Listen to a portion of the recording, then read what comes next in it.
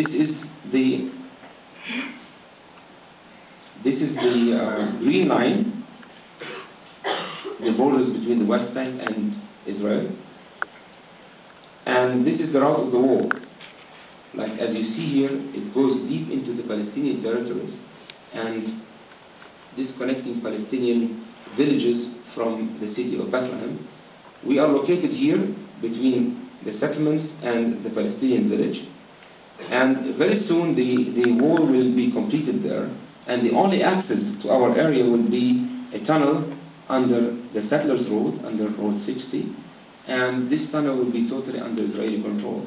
This situation will force many Palestinian people who are living in that area to leave the area and go to the city.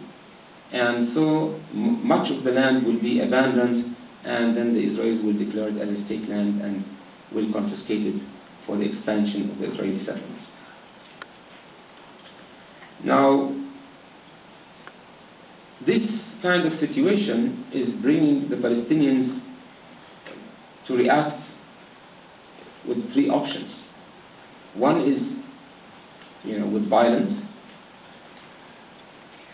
or some people they say, we cannot continue, we are resignating, we are giving up our hope, and we are waiting for somebody else to come and solve our problems.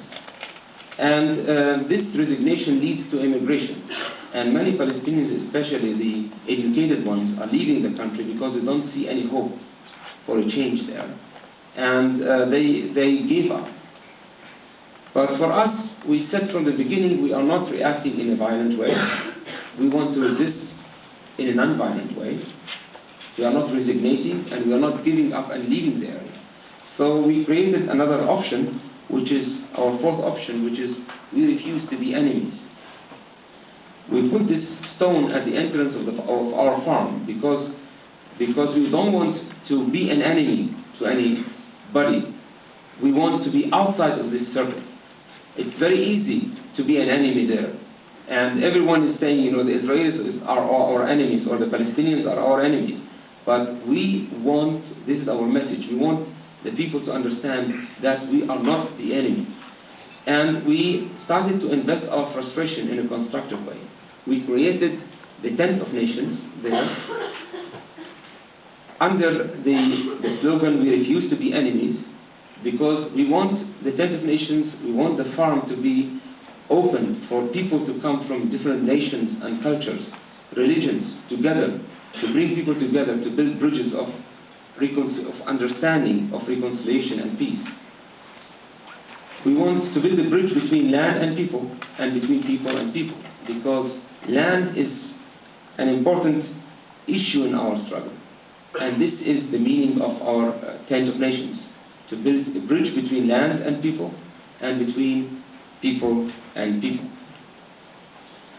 So we started to do some activities there. Of course, on my own land, as a Palestinian, I have no access to running water, no electricity, and no building permit. So how can I develop my land without these three basic things? So, but we wanted to move out of this frustration circle, and we wanted to invest our frustration in a constructive way. We are not allowed to be the victims. We don't want to play the victim role. We want to prove that things are possible, even it's very, very hard.